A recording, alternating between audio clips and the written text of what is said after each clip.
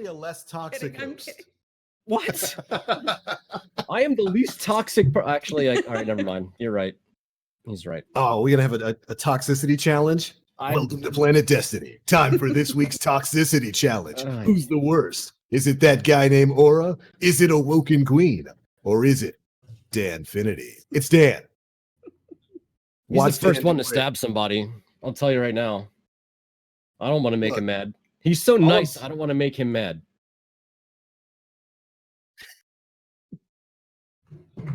Now, you see, we've already said that you're already like that because we got the whole social distancing thing. Until you get within 5 feet of Dan, and it's a totally different person. And the I thing feel like we're is, naturals at that. The social distancing, we're naturals. And we've already seen the true Dan. You guys remember the band photo of Dan on stage? That's the real Danfinity. Has Queen seen that picture? Oh my god! Mm-mm.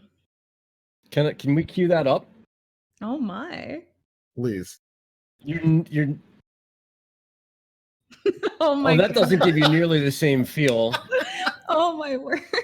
What is? Oh my! It's not even edited, by the way. What is that? Oh my goodness! That's just it. That's the man you'll see out on the street if you happen to get within 5 feet of Danfinity. Yeah, it needed to be that way. Got to do it. It's got to be that way. Welcome, ladies and gentlemen, to episode 237 of the Planet Destiny podcast. We are back once again with your roundtable of hosts, Danfinity, or the angriest Danfinity. You all right there, buddy? Hi, I'm fine. This week has been a lot of fun. The PD channel had the Bungie bounty this week, and I got to be part of it. I don't know why, but we gave out a lot of emblems. That was pretty fun. I'll tell you why after the stream. Oh, okay. All right. I'll take it. Cool. After the stream. Aura, how you doing, buddy? Long time no see, man. I haven't spoken to you in like a week. It's been a while. I'm good. How are you? I'm good. Everything been okay on your end? Yeah, we're good. I'm just, I'm just out here hanging out with my lights. Yeah. I'm just chilling. Oh, there's emo Aura. That's the next username. He was evil Aura. This is the band Aura, right? Before it was non-band Aura. Now it's band Aura. So. The next time you decide to change your branding up, that's what it has to be. Band Aura. Good to have you here, man. Of course, my name is the Black Link, and our guest this week, the one, the only Awoken Queen. Hi, guys. Gracing it with her royal presence. Thanks so much for joining us tonight. My liege. I'm a royal pleb, but thank you for having me, guys. Seriously. Still royal. Say what you want. Hey, thank you. Still royal. Still a part of the title. So we're so happy to have you here tonight to discuss a lot of things going on in the world of Destiny 2. Of course, we had Guardian Games go live this week. We've got the Seraph Bunkers finishing up that event. Them purple Doritos are getting pretty close to some of the planets that we can actually travel to. So I'm sure that'll be a topic of conversation. We had a huge TWAB this week from Bungie, talking a lot about some future changes to stuff like Trials of Osiris and Anti-Cheat in Destiny 2. So there's certainly a lot of things going on in the world of Destiny 2, and we're going to be covering all of that here tonight. But first things first, Queenie. Can I call you Queenie? You can call me whatever you want. Oh my God. You can tell somebody, him no. Somebody you can tell him no. that. Be very careful. No. Whatever you like. That face. I need it. That was the cutest little I think I've ever seen. That's unfair.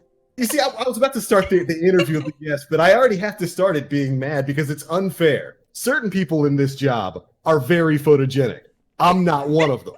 I'm not. Awoken Queen is, and it's not. I totally am not. Oh my. The only thing for me is I sound like this. I've got a face and a voice for radio. It's a golden voice, sir. I'll have you know. That is a golden voice.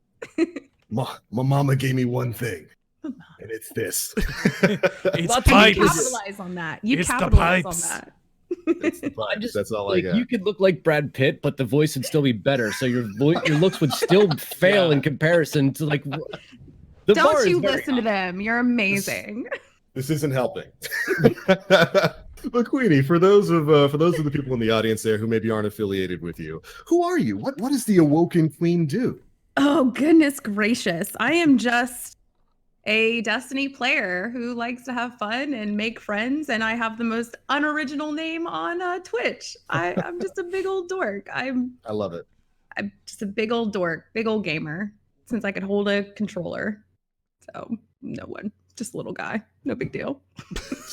so since you could hold a controller, okay, well that leads me to a follow-up question. So how did your gaming life start? What was like what were some of your first gaming memories? My very first game I ever played, I remember I was 4, and my mom got an Atari at a yard sale. My mom was a very avid yard sailor, very avid.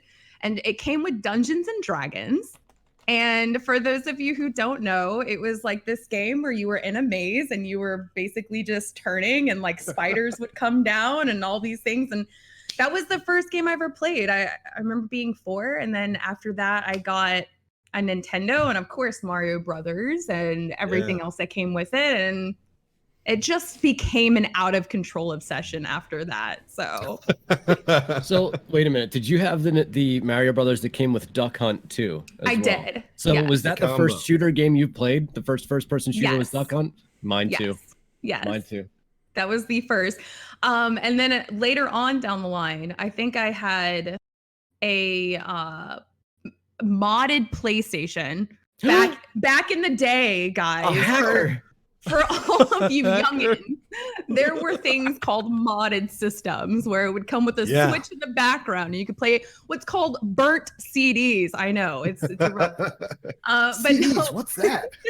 We had a PlayStation, and then my mom went to yet another yard sale and found the Rob robot for the NES. What? Like, yes. So I'm telling you, I had it all. It might not have been at release. It might have been maybe outdated some years later, but I've had all the gadgets. Yeah. Wait, the what?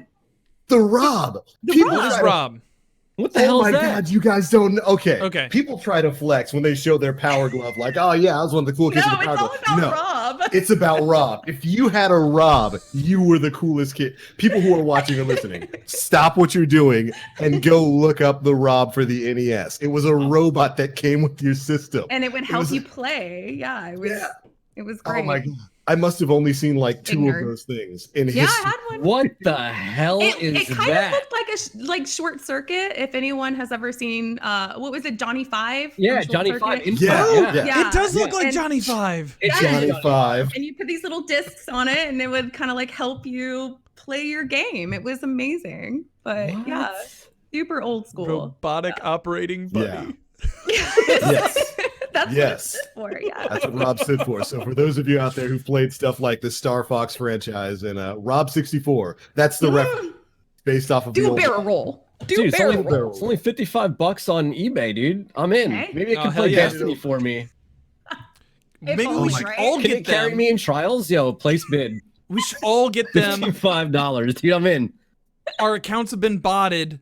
We should all get them. Oh my God, that's should amazing. play on Stadia. Set up a Rob to play Destiny 2 for you with nothing but aimbot. I mean, it's getting harder and harder to find friends on It's console. a literal robot. It's the player. I don't know. I don't know if they can ban Rob. So needless to say, my console days go way back. I've been gaming my whole life. So yeah. That is incredible. I don't think I've ever met, like I said, more than 2 or 3 people who had a Rob, much less what it was. Oh yeah. I had no You idea. are. 4 now. You are the queen. You are absolutely the queen. I'm just a big dork who had no friends, so I console gamed for life. Yeah, that was me. Take that. Okay, so all right, so obviously long history with gaming there. So how does that roll into Destiny? How did you get your start with this franchise? Oh my word. So funny story. I actually was very against Destiny when it came out. So I originally, when Destiny came out, I was on Xbox 360. I know that's a shocker because I've been a PlayStation main for like since anyone's ever known me. But I'm a very old school kind of like I'm kind of like a 90-year-old person where I'm like set in my ways. Like if I like something, I'm like set in my ways. I'm super stubborn. So I was on Xbox 360 and I remember Destiny being announced, and I was never really huge into first-person shooters in general. I don't know. I was never really big into them. Sorry. But I remember my boss actually at the time, he was like, hey, so Destiny's coming out. Are you going to get Destiny? I was like, no, I think it's stupid that you need to have an online membership to play a game. And I should just be able to insert a disc and play a game and not have to go get an online membership. And, I'm old. I'm set in my ways. So I remember, because, back then, like people were still like people didn't really need to have like an online subscription to something to like play a game. And now everything is like, oh, you have to have like an online subscription to interact with people and, this and that. And, with Destiny it was pretty much like, it was like one of the first games I had ever heard of where it was like, oh, you have to have an online membership to like play this console game. And I'm like, no, leave that to the computers, like leave my console alone. But, so I ended up getting like, a couple months or whatever down the line, I ended up getting a PlayStation 3, and Destiny came with PlayStation 3. And I remember I was like, okay, it also came with GTA 5, but I was like, oh, I'll try Destiny. Like, I'll try it. Okay. I'll try it. I'm an open book. I'm an open mind. I'll try it. So I put it in, and I remember just it feeling like no other FPS I've ever seen. Most FPS back then, Call of Duty and Halo, and it was just very like just war and, go against the bad guy. And I don't know, this was like space magic and things and aliens, and it was just really cool. And it kind of reminded me a little bit of like Perfect Dark. I did play Perfect Dark. Oh yeah. But like, sorry, I lied earlier, but I did play Perfect Dark, and it kind of reminded me of, in the later levels of Perfect Dark, it was like aliens and stuff. And I really, really loved that.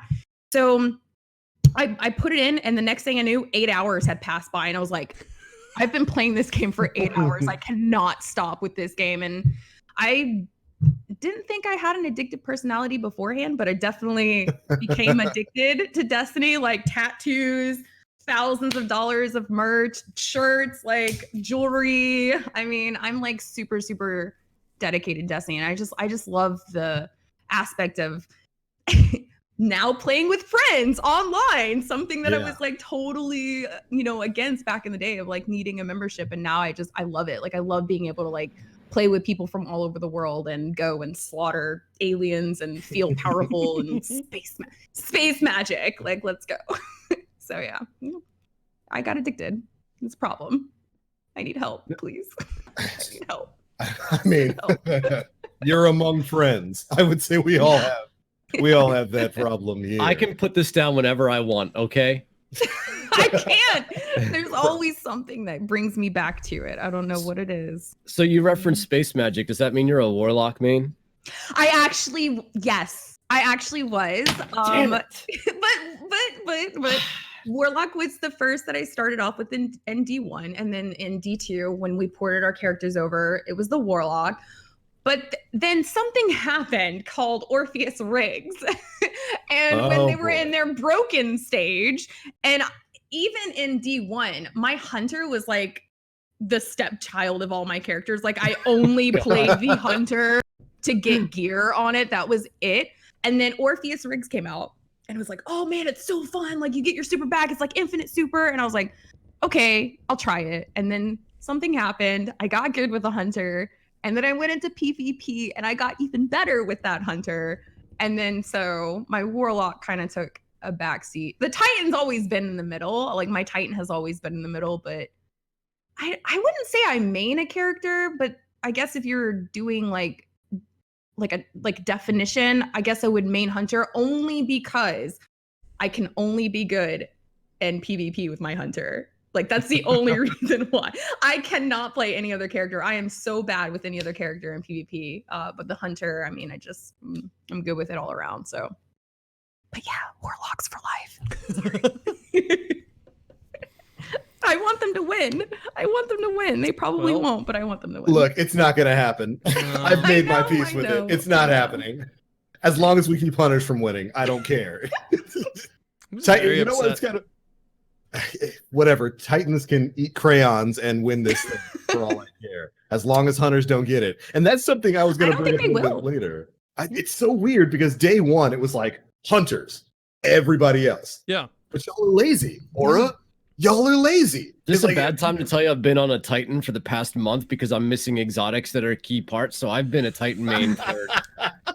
I've been playing my Titan too. Like, that's excellent. Oh my god, he actually left. That's good though. I approve. Yeah. I approve of being on the Titan. I mean, shoot, Guardian Games is kind of built for Titans anyway. The toolkits on the Titan class are too good to use. When you can just sit there and shoulder charge everything to get all your medals, why would you not do that? You say that, but the middle tree hammer Titan with the throwing hammer is infinitely more fun than shoulder charging stuff.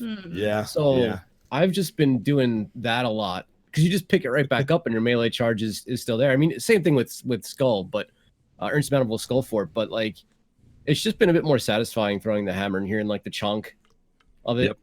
But yeah, I've been a Titan main for a little bit because I'm stuck with like collections, Dune Marchers, and Antaeus Wards, and I don't have any good exotic rolls for a build on that character, so I've just been grinding out, and I earned my 11th Insurmountable Skull Fort this week. You know, my 11th fucking exotic drop. Yeah, the same helmet 11 times. I keep getting the Aeon. What are they? Aeon. Aeon. Yeah, the Aeons. That's all I get. I'm like, really? I need another thing of gestures so bad, and it's like, why? Aeons. Well, okay, so that's a good jumping off point because, of course, that is a big ticket item this week. Guardian Games, the spring event has officially started, and I've seen a lot of different opinions on it. For the most part, I've had fun with it. It's fairly mindless bounty grinding, which has been a complaint of some people, but I want to get everybody's thoughts on that event, starting with you, Queen. It's a good distraction. I will say I'm probably a really rare breed where I'm the type of person where if something becomes boring, like if I really love something, right, and something becomes boring, I will find something that I can do. Like I will like, and this has always been even just like a work ethic. Like if I'm not doing anything at work, like I will find something to do. I'll go and I'll clean something, or I'll go and I'll like submit orders or whatever. If I'm whatever, I will find something to do to stay active. And before this event, I was struggle busing, man. I was struggle busing. Like I was struggling to find something to do outside of like Triumph grinding or Catalyst grinding. So it's definitely a good distraction. It's a shame that it just feels like another bounty simulator, because I feel like there's been a lot of people grinding bounties beforehand, with Bungie coming out with the announcement that, hey, Grandmaster Nightfalls are going to be capped at, 1025. Before they came out with that, everyone was grinding for their level, bounty. So, and then they come out with Guardian Games and it's medals, bounties. So it's like, oh gosh, like I wish it would have been, something different. Like say I don't know. I know not a lot of people play PvP or there's dedicated players, but something like it would have been cool to have maybe like a PvP game mode where it's like a 3v3 where you get paired in with your class and you go against another class and you go and you fight guardians and you pick up laurels or something. I don't know, or in the haunted forest where you get extra laurels if you're running with your hunters or your warlocks, or I don't know. It just I wish it would have been something a little bit outside of just bounty grinding and medals, but I mean it's a good at least it's something, right? I'm gonna keep positive here, and at least it's something, because before Guardians games came out, it was not good. I was struggling. I was really struggling. Yeah. It's okay. It's okay. It's mediocre. There have been better events. I don't know. It's okay. Yeah. I think Aura and I had a couple of conversations, or we had a conversation on Twitter about what kind of events could be added into Guardian Games. I was like, Rift with the throwing mechanic would be awesome. Aura, I believe you proposed a dunk contest. So like go my back to King's Yeah. Fall Yeah. and the side room that everybody thought was this crazy secret thing that Bungie was like, no, it's just a place for you guys to play basketball and dunk a relic. Like you weren't even Everybody supposed to lost find their- this, but I never Yeah. saw that, but What? Yeah. oh my, It- I that was never a had a wild team. picture. Every time I ran the raid, I was like, "Hey guys, I've never seen the basketball court," and they're like, "That's okay, you don't need to see it. Let's go." I never. There's no got to loot see there. it. I'm not sure anything dominated the Destiny directories for in terms of content creators like that did until the Bastion figuring out all of yes. that code and whatnot. Like that, we hadn't seen a Crazy, surge yeah. like that. Not even not the Whisper mission, not the You don't the think pulse Outbreak? rifle. No, dude, that dunk contest made people do like 36 hours straight trying to figure out. They took that relic into rooms all the way back to like Golgoroth, dude. Like they were doing some shit with that. That was like a wild weekend of Destiny. Yeah, I'm surprised Goth doesn't have PTSD from it, or Broman or the guys like or T. Like they really like zenned it. It was crazy, but the dunk contest or something. The problem that I think, first of all, the community's expectations were way too high. Given all the evidence of what free content is, and this is free content, expectations were way too high. Bungie doesn't have the resources available to really put that much effort into something like this. The thing I hate the most about it is the bounty is like, while running Code of the Protector, use this grenade when the clock strikes 3 on Tuesday. And it's like, why does it have to be that specific? The next like, full moon. Right, like just let me melee some shit or throw a grenade and be done with it. But it's like, now I gotta plan my a strength build so I get my melee back quickly on Void Titan. Who the hell plays Void Titan in PV? Like, whatever. So that was a bit annoying. Like having to actually read the subclasses again kind of bothered me because I just want to face plant the game. I just want to be not thinking, literally brainless. But now I actually had to read and pay attention and not progress a bunch of stuff. Having to run forges again is killing me. Yeah. For the metal. Dude, it's killing me. When was the last time you ran a forge prior to this? When I grinded out Blacksmith, right? Blacksmith title. Yes. Oof. Yeah. So that was a thing. But all that aside, it's kind of fun seeing the way that people are taking shots at each other. Like, how many of us out there have 3 characters though? Like, if whichever character wins, we're gonna be fine, right? I mean, we all have 3 characters. Yeah. Who cares? Yeah. Honestly. I'm gonna have something gold. So it's like, and so, that's for nothing, but those class items don't really shader very well. And when you look at the comparison between Hunters getting this really cool cloak and Titans getting a sash, then Warlocks get this little itty bitty ring that goes on their arm. It's like the class item has always been underwhelming, right? For Warlocks, it's always kind of been like, whatever, like we're out of ideas, so let's give them an amulet that goes on their bicep. Would you like a holographic eagle? Our exotic ghost is bigger than yours. Okay, that's all that matters. I haven't seen any Warlocks that have it to really tell you. I'm sorry, I'm too busy being a Titan for this nonsense, dude. Fisting just handfuls of crayons as you slam your head against the wall in a forge. Man, that middle tree is so much fun.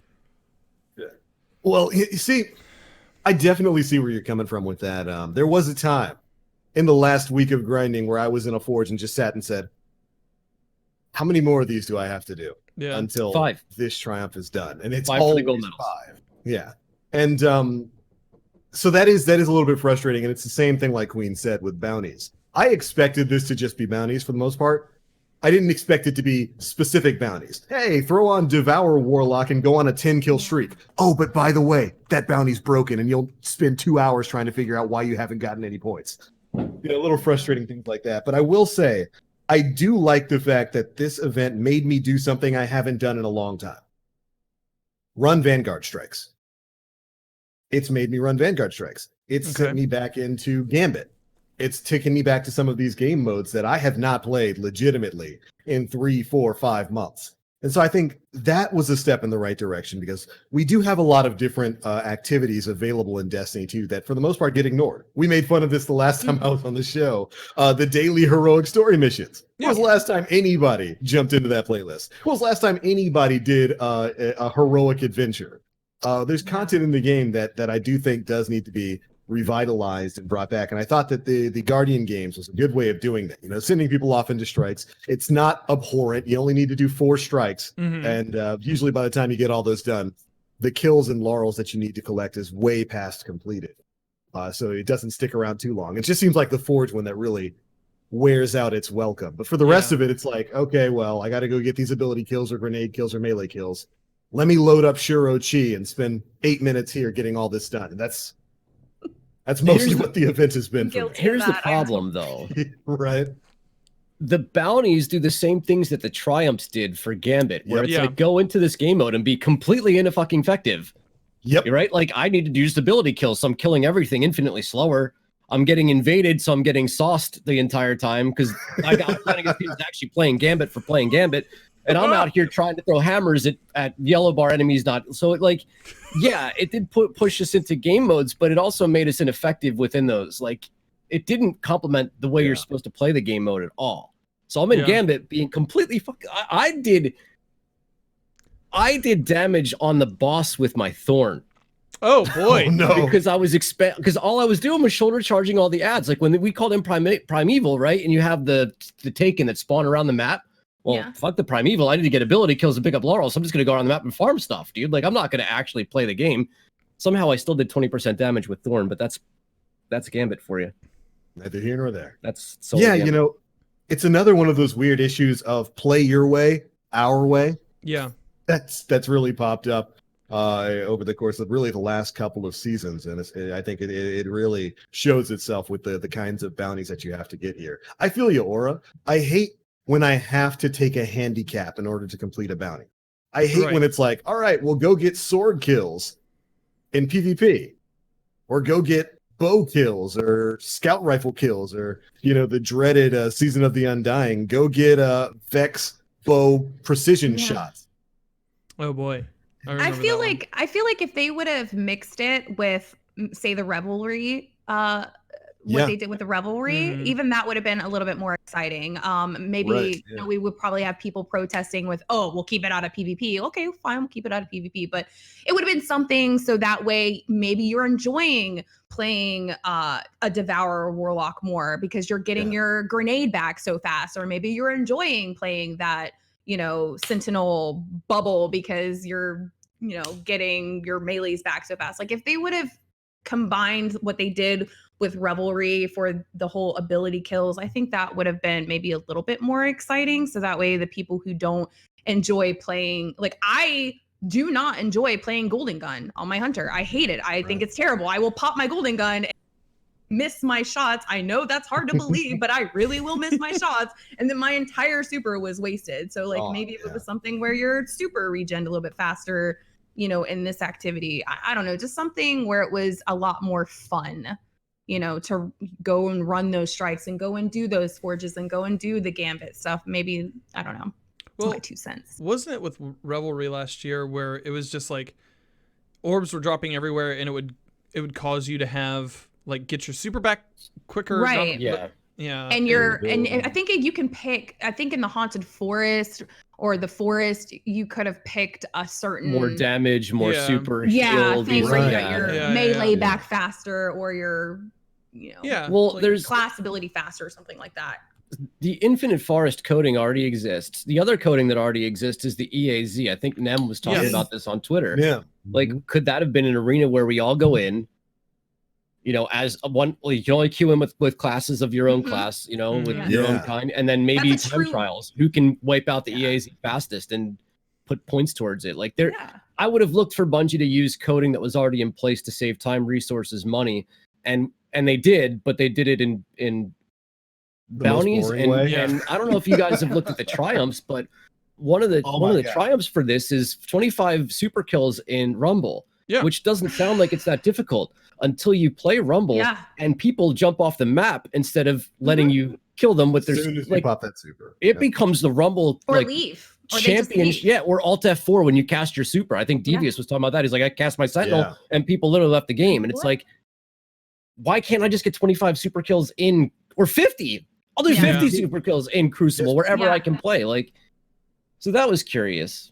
Yeah, I agree. I think that was that's like the one triumph that I'm not looking forward to. Like, and I'm an avid PvP player. Granted, I'm not the best PvP player. I'm not the worst. I'm not coming in dead last on my teams when I play, but that I don't want to have to slog into Rumble and like cast one super and then, you know, maybe leave the game. One or, yeah, get like, right back in queue again because you're not going to get a second super that You're not game. gonna get one. Yeah, I love PvP, but that is not fun for me. I don't. Maybe if I was like OSK or something, great, that'd be fine. But you know, I'm still casual. Like that's not fun for me. I don't know why they did that.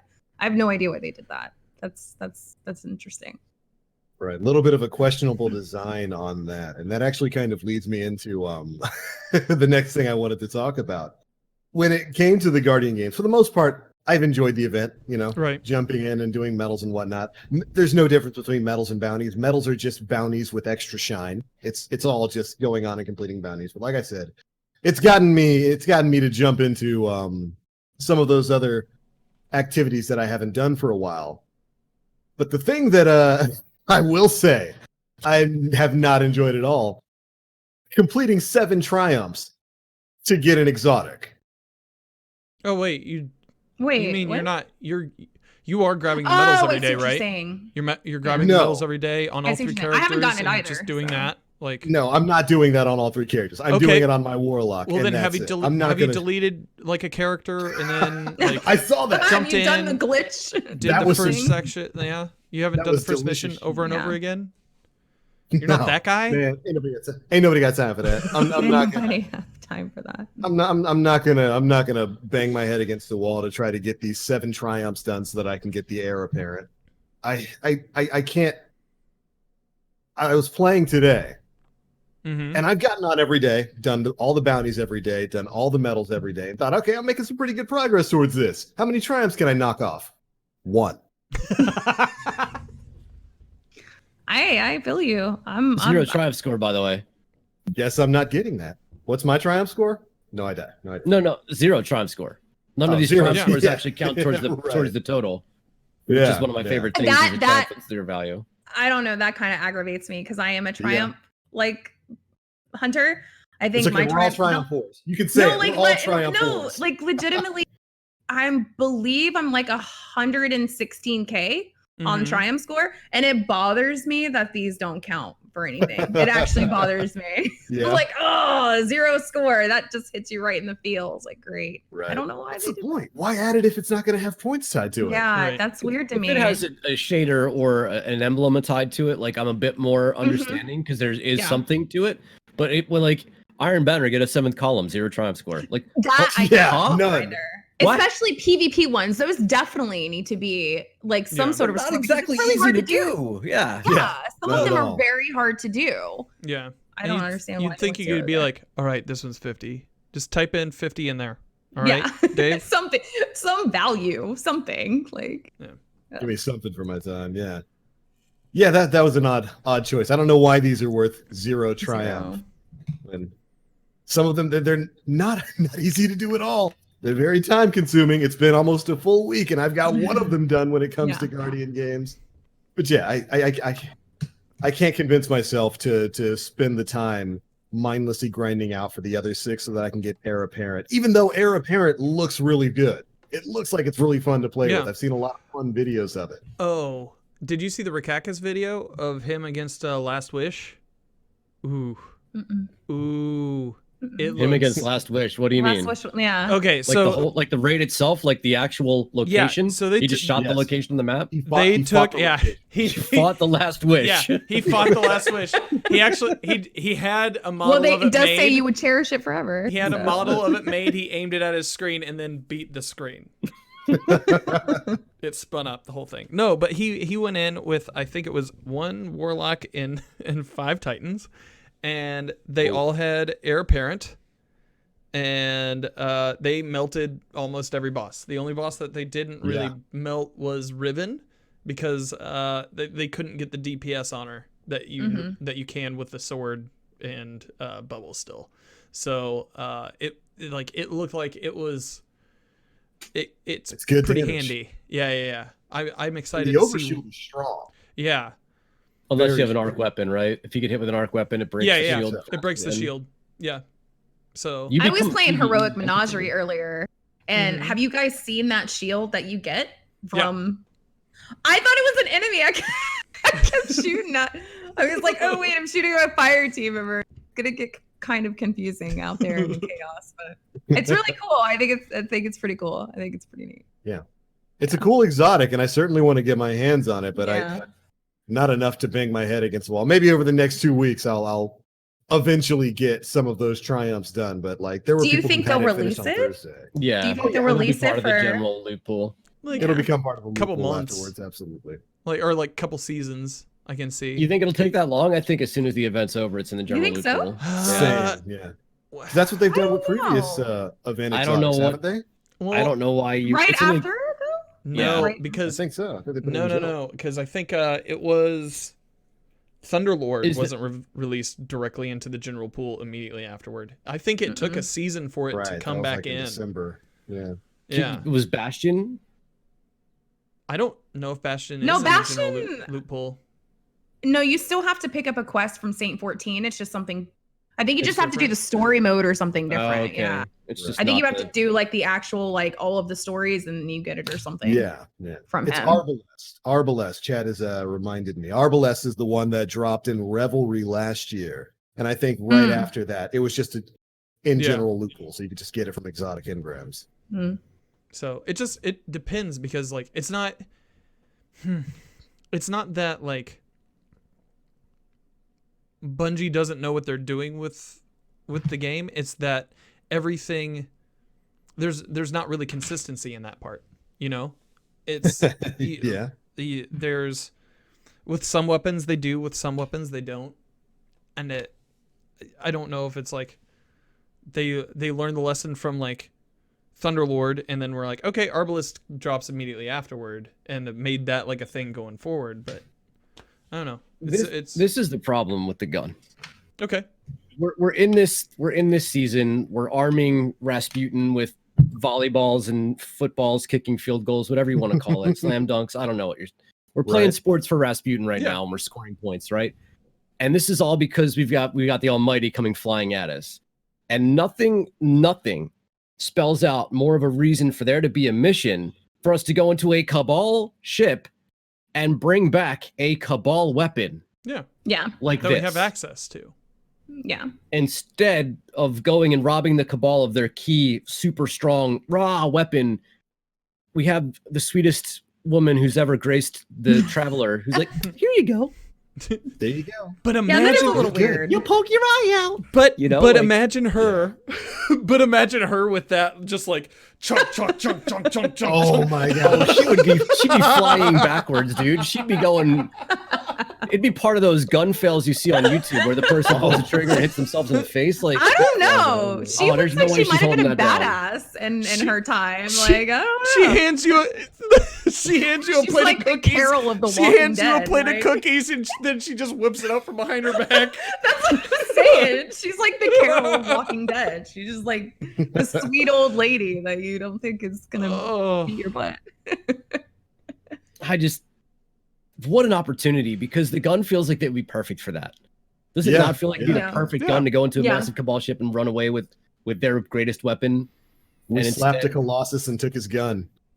Well, I think it would have been good for if they would have used the Heir Apparent to be the closeout exotic for the season. Like you're saying, like that's the mission.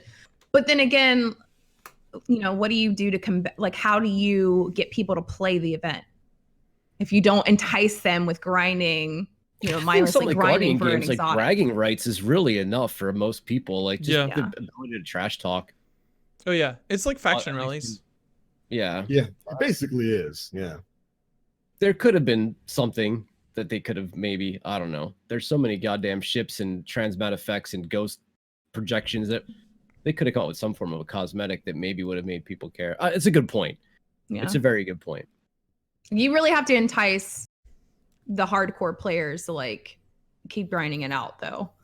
So it's, I mean, I kind of get like why they did it, but in the same sense, like you're absolutely right. Or like it should have been like a story-based exotic that you got maybe to close off the end of the season. It just brings more questions as to how is this all going to end? Like, what is the end story for the I keep saying this, like, are we actually going to do anything at the end of the season? Is Rasputin going to be like, dude, I got this, and like, pull the trigger and take out the Almighty? Like, we don't actually do anything at all. Like, where do we fit at the end of all of this? Like, what am I playing sports ball for? Yeah. Yeah, definitely an odd take there with, I mean, it would have been nice to have something other than, here's 7 triumphs that are worth nothing. Complete them and you'll get this guy. Something a bit more tied into the story of what's going on right now, I think would have been, of course, a little bit preferable. I know that's how Nim feels, and he's sounding off about it in the chat as we speak. You're right, buddy. You're absolutely right. But that's Guardian Games. Okay, so overall thoughts? How do we feel about the event itself? Ask me in 2 weeks. Yeah. First week, it's just a lot of bounty grind. It's just a lot of bounty grind that I'm doing in the background. I'm not really actively trying to complete it. And like the fact that my class hunters are basically weighted 2 to 1 to every other class. It's like, well, there was an incentive to do it. And then, and like now knowing that I have to work twice as hard for it, I don't want to. You don't have to work twice as hard. Everybody has to work. Oh yeah. Well, so they took into the account the amount of hunters. Did they take into account the amount of active accounts that were running hunters? No, this is what they didn't do. They didn't take into account the amount of hunters who actually gave a shit. Yeah, probably. Yeah, because there's a lot of PvP hunters that are not going to do not care.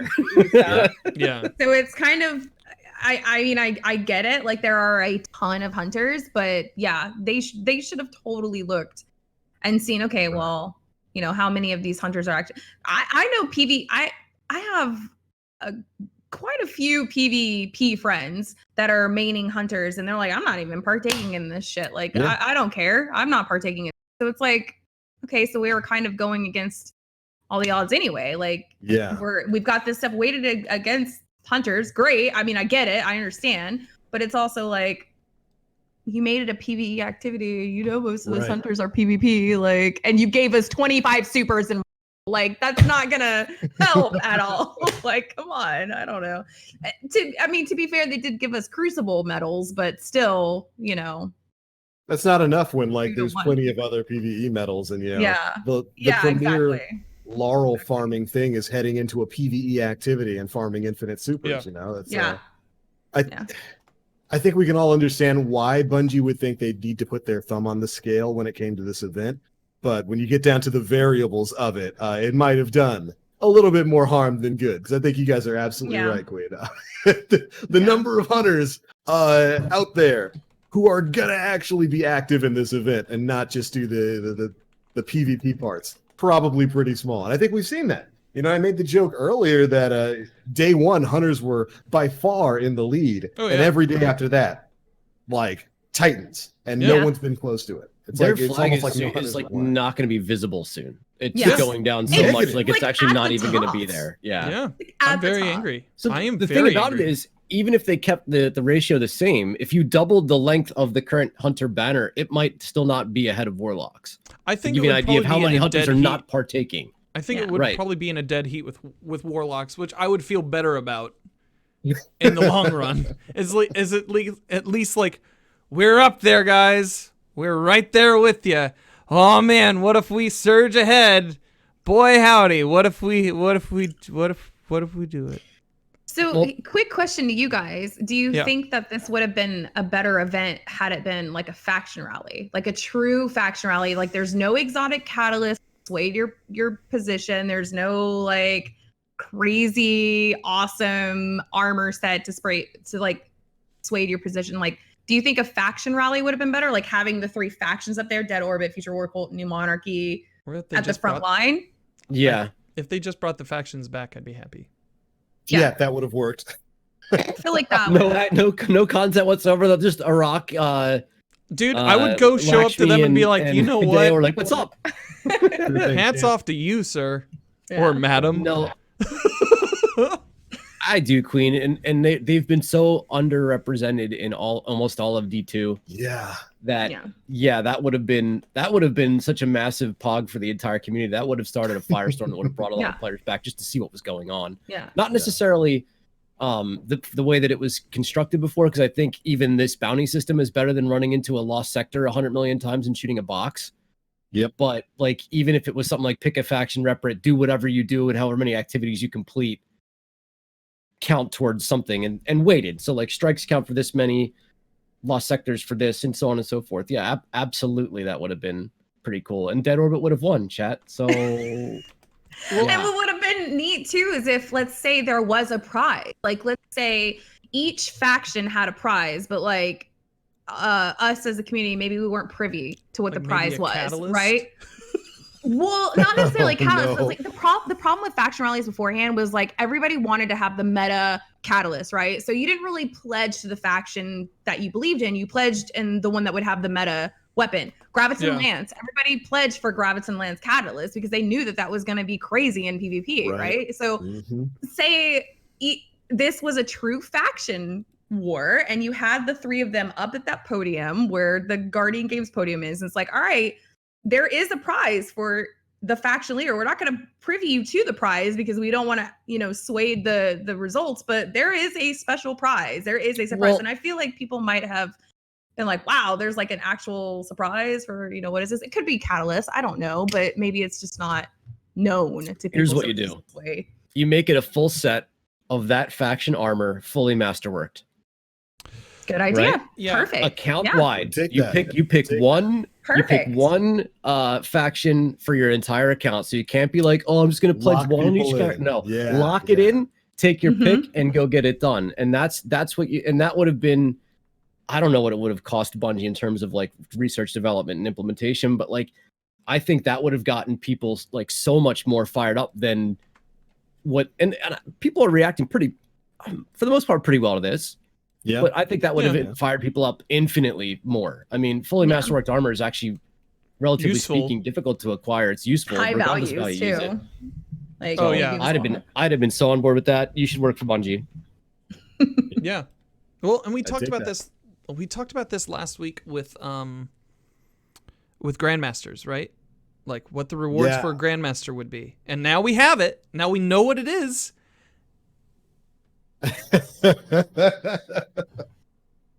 And we had like postulated like, what if it was like a fully masterworked exotic item with really spiky stats? That's what you get at the end of a Grandmaster. I would just get Aeon Swifts or more insurmountable fucking skull forks, like. But you probably would still get more masterworking materials out of it than what you probably do right now. Which is none, because I don't find endgame activities fun right now. So yeah, no. I could go on with Grandmaster. I have an idea for Grandmaster.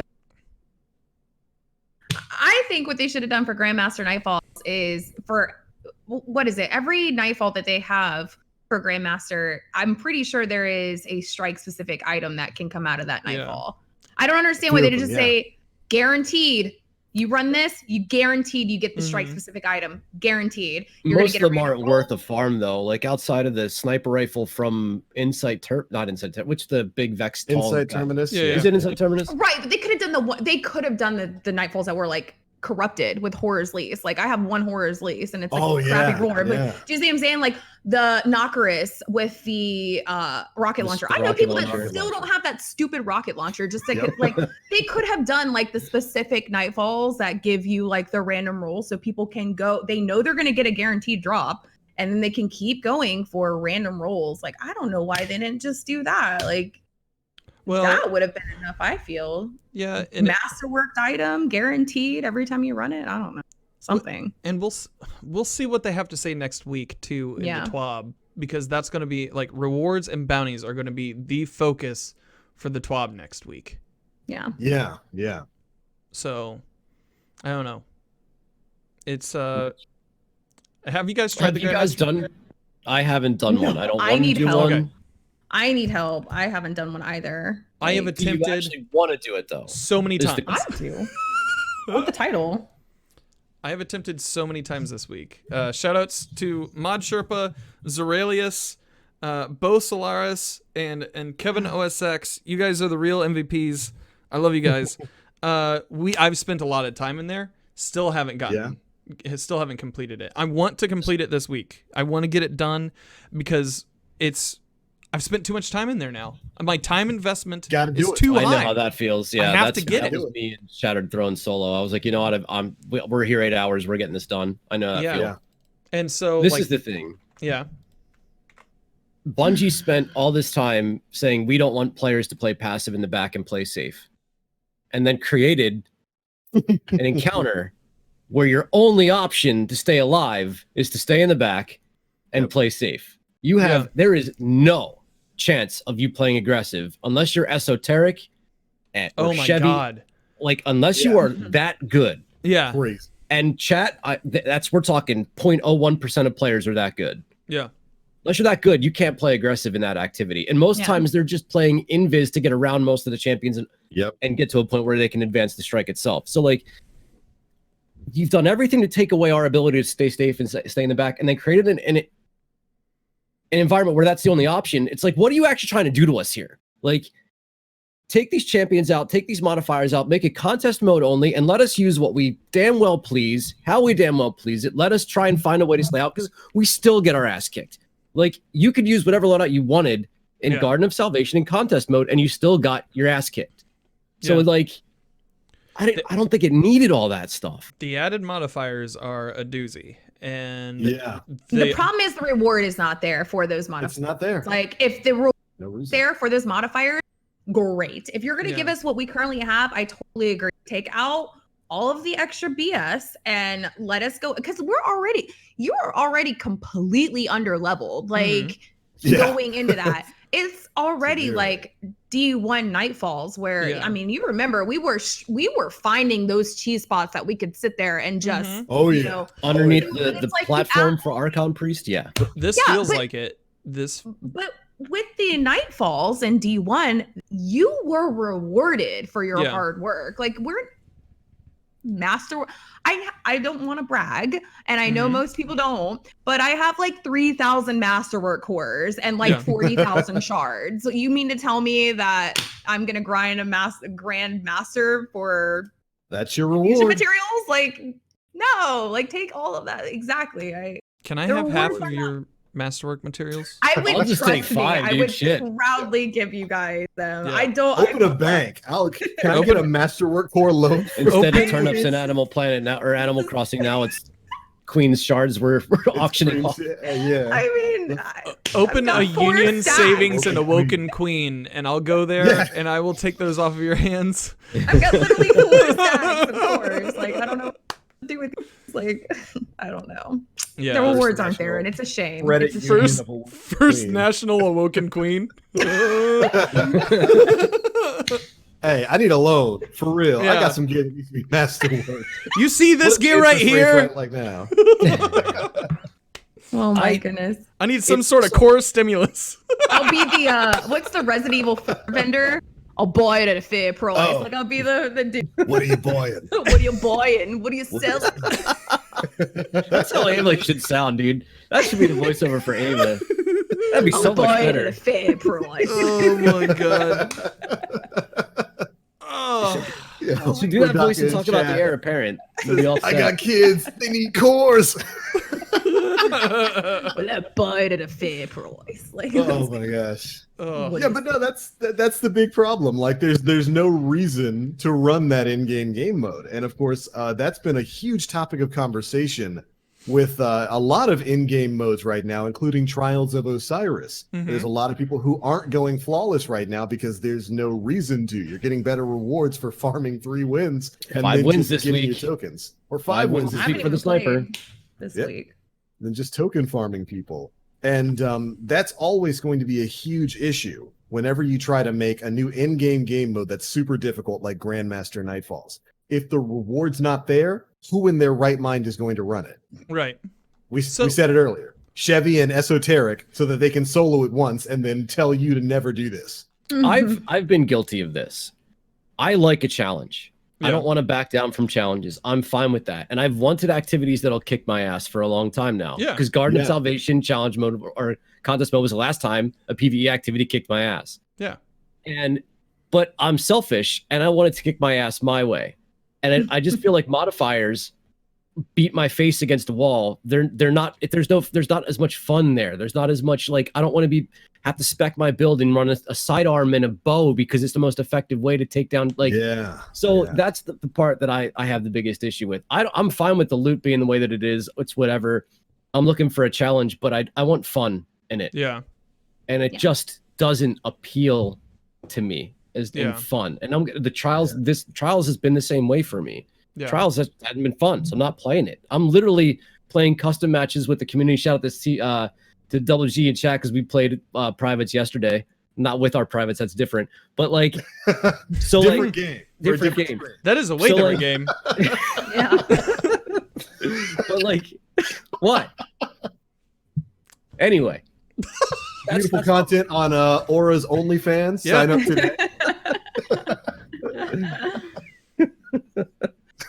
Anyway, dude, are you all right? TVL?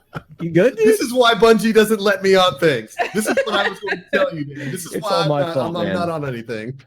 It's all my We'll fault. talk about it later. We'll talk about it later. All right. Anyway, I want fun and in-game activities, and I don't feel like Grandmaster Nightfalls represent fun. Okay. Yeah. Yeah. Agreed. I So can agree with that. can we transition a little bit into this week at Bungie? Because you discussed rewards and Trials of Osiris, and I kind of want to get your take on what they said this week. So over the next 7 weeks, this is the first of 8 overall TWABs that we'll be getting, where they will be discussing in depth certain mechanics, certain reward structures in the game. And so this week they decided to talk about trials and anti-cheat, which are 2 big things that I've at least seen all over Reddit and on Twitter. The big things that they talk about here, the big pain points that they talk about in trials, one of them was token rewards incentivize players to farm 3 wins and reset their card. The solution they have is in Season 11, we're planning on creating token payout milestones at 3, 5, and 7 wins that give successively larger chunks of tokens. Bonus tokens passage should increase these payouts, and on a flawless run, it will generate a significant token payout. What do you guys think of that? Nice language, but what does significant token payout mean? Yeah. That's what I want to know too. What's the amount? What are the values there? You know, like. Because if it's like 5, Yeah. Well, how many tokens does worth it cost to get a weapon or a drop, I should say? I think it's 10, isn't it? So I'd believe imagine it's it might be 10. like 10, 20, 30. And then in bonus of like an additional, I mean, that would be That's if I was really gonna, generous though. but if I was gonna motivate players to stay out of the first 3 matches and stop farming people so that other players can actually get a chance at getting some wins, I would have to make it so heavily weighted that it would want to keep players in the pool longer. And if it's 5, 10, 15, if it's 3, 6, 9, like that's not going to be enough. Yeah, it's not enough. Oh, it's 20. 20, sorry, 20. Whatever it is, I feel like it needs to be heavily weighted towards the back end of things, but enough that somebody could come in and get a couple of drops for 3 wins on their 3 different characters, right? Like the thing about it is you want to keep the top 1% at the back end of the card. 5 to 7 wins, or what I don't even know what it is if you don't run the confidence card. How many wins you need? Is it still 7? I don't even know. Is there one that gives you bonus victory? I forget. I have only run Mercy for whatever reason. In any event, there's got to be a motivation to keep players from resetting. And this week is a prime example of how it doesn't work because you can get the sniper at 5 wins. So I feel like games 1 through 5 are more difficult this weekend than 6 and 7 are because people are more interested in getting the sniper rifle, especially when you get the chest out of the chest piece out of the chest this week. Yeah. Yeah. Any other thoughts on that before I move on to the next point? I would just hope that when they say it's a significant amount of tokens, it's a significant amount. Yeah. You've got to incentivize people to go flawless. Yeah. You got to incentivize them to stay in there and finish their card. Yeah. The second bullet point, Trials is unrewarding for players stuck at 1 to 2 wins. The solution that they've created is create a weekly bounty that encourages participation each weekend and does not require match wins. When redeemed, the bounty will reward the same item that comes from the 3-win passage, unlocking the engram for purchase that week. Oh, say it, Queen. Got Do some it. Lay it thoughts? on me. No, lay it. Let's go. I personally am not a fan of the whole. I was never a fan of the whole 3-win to get an engram. Anyway, like I like that they're gonna do a revision, but I don't even know why. Where did they get that from? Where were they like said, hey, we're going to let players turn in their tokens at 3 wins. Do you know how hard it's been to get 3 wins? Like it's hard. So, sometimes it's really, really hard. And a lot of that because of gatekeepers, you know, but like, why was that even a thing to begin with? But what was the formula in D1 that worked so well? It was all flawless, bounties. and it was no, wasn't there? There was a 3, 5, and 7 something though. Wasn't there? I believe that there were rewards at each of those. Yeah. Tiers. But it was, I think, wasn't it adept weapons? Well, or was adept only from going flawless? Adept was from flawless. Yeah. Okay. Which we'll get into that a little bit later too. Yeah, it was something. It was, I think, maybe, I don't know. But you could turn in.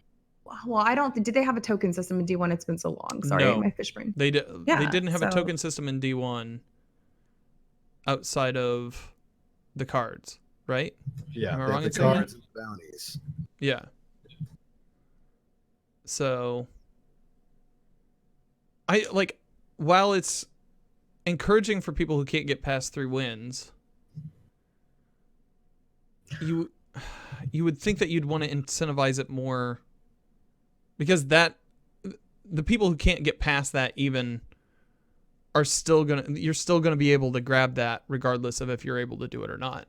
So that's just rewarding people for doing more and not so much for completing, right? I guess my question would be like, what is it that people are after that they feel like they have no chance at getting? Is it a weapon? Is it the armor set? Like, what is it that people are hunting? I personally have a problem with the weapons from Trials being available at lower win tiers or from bounties only. Like, I'm not going to get pissed if someone gets an Astral Horizon who's like never been flawless. Like, it's not going to bother me as a player, right? Mm-hmm. Yeah. So I think the biggest problem is just that it got a lot sweatier than it has been for one reason or another, whether it's recovs, whether it's hackers, whether it's people improving, or people having like a significant disdain for Crucible. Like for some reason, it just got harder for most people. But I don't have a problem with them giving rewards to players who have not gone flawless. Yeah, absolutely. And I think as I recall in D1, you got drops at 3, 5, and 7 wins, right? Just for playing. I'm pretty sure. And okay, there were tokens, but they were called passage coins. yeah, the passage coins. So I would be fine with that sort of system remaining in the game. I do think bounties should probably be a thing, even though we just spent the first half of this show complaining about bounties. I do think bounties that drop specific rewards is fine in Trials.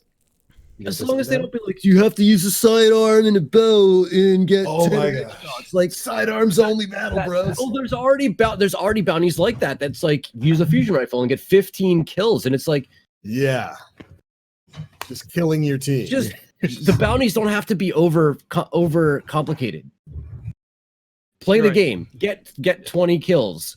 Go positive in X amount of games. Like, they don't have to be overthought. They shouldn't, especially at the highest tier of Crucible, force you into loadouts. Like, that's please. Yeah. Right. Yeah. So, the third tier that they have here, the third problem that they note, Trials feels unrewarding compared to other in-game activities. The solution is to inject more chances to earn masterworking materials from Trials. No. Noting the word trances. Masterwork infusion materials will come from 3, 5, and 7-win payouts in Season 11. We're also looking into possibly adding a new material-focused farming card in Season 12. Not even sure what that means. Yeah. I know. I'm trying to think, like, what is that? The only thing I can think of is, like, they're not doing a win base. Like, maybe it's card. Maybe it's a card where it doesn't matter about your wins. It doesn't matter if you go 7. It doesn't matter. It's literally just you're sitting there grinding out materials. Right. But how do they match make you for that? Like, how do they, I don't know. Like, I don't know. How do they implement matchmaking for that? I don't know. I'd imagine that wouldn't have anything to do with matchmaking. Like, it's just a secondary set of rewards or objectives, rather, for your card that don't get reset. Or maybe an objective. Oh, I see what you're saying. Like a wealthy card. Yeah. Yeah, like, something like I see that. what you're saying. Maybe a card that you take instead of. Or that's how I read it. Yeah. Like, yeah. Okay. Because I haven't done a confidence card yet. I've only done mercy card, but there's other versions that are available for you to pick up that should have value to why you would pick them. Like if there is one of wealth where you get better drops, that would obviously be a choice. But I mean, people are actually going to do that. Like there's just no. If I know for a fact if I run mercy, I'm going to be able to go through the entire thing. I'm probably more likely to just continue to roll that than try to run one wealth card. Yeah. So with that card, how would that differ though from people? I guess they wouldn't be gatekeeping, but then if it's just a dedicated farming card, like does that stop them from going back down to 1 win? Like I don't know. Resetting that. I think it would only pay out if you had more than Oh, that's true. I guess if they're going to recruit, makes sense. Yeah. Okay. So, one of the things that they talk about as a hypothetical here as well. They say these are our current plans for changes we want to make in short term. We're also still investigating improvements we can make in the long term. For example, and this is something that we've talked about on the show, you may be asking about, what about adept weapons? We're currently investigating a new form of flawless award weapons for a future season. They don't say what season. They might have the same name, but these weapons would have differences in order to set them apart. Right now, we are currently looking at giving these weapons the ability to replace the weapon mod slot with an adept mod slot, name may change, that can accept custom-built mods in addition to the normal list of weapon mods. All of this is subject to change as we continue to develop, but wanted to give you an early look. We'll share more details in the future. Now, that sounds interesting. It's been more of what I wanted to hear when it came to revamping rewards there. Yeah. I think it's only fair to say that anyone and everyone in their right mind would sit back and question, why wasn't this an original part of the conversation when you guys brought back Trials? That was a huge part of Trials in V1, but glad to see that they're talking about it for some kind of future iteration.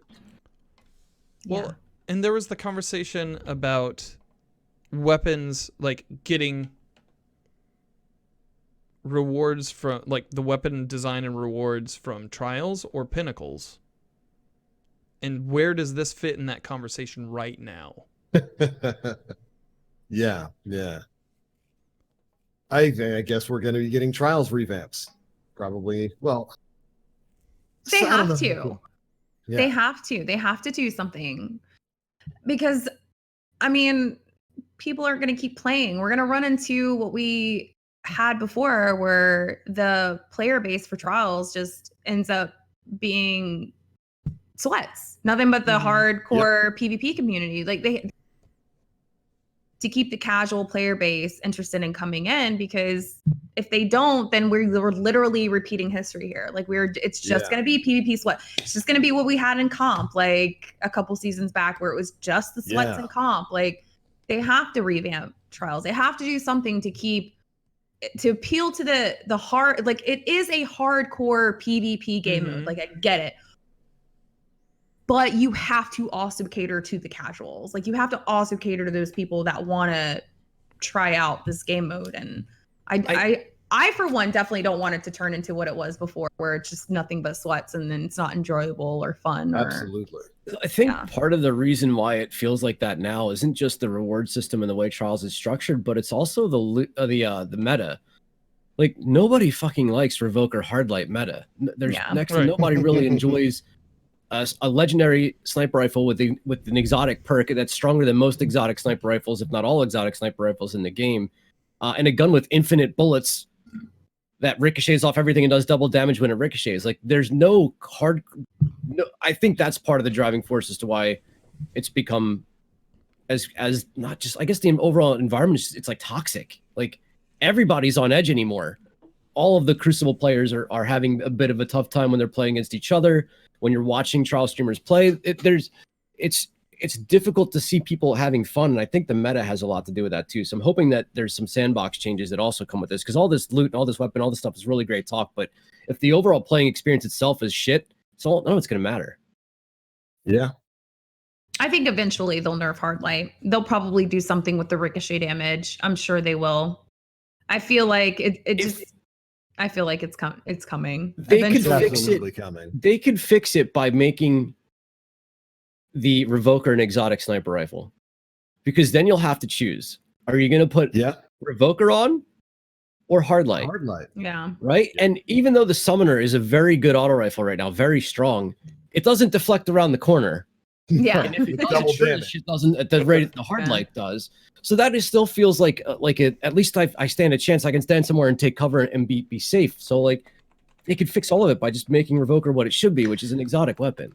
It's actually surprising that it's not already like an exotic weapon. Like, that Revoker basically has Icebreaker. It's basically Icebreaker, like a mini Icebreaker. Like, the only difference is you miss your shot. I think even Icebreaker, wasn't it?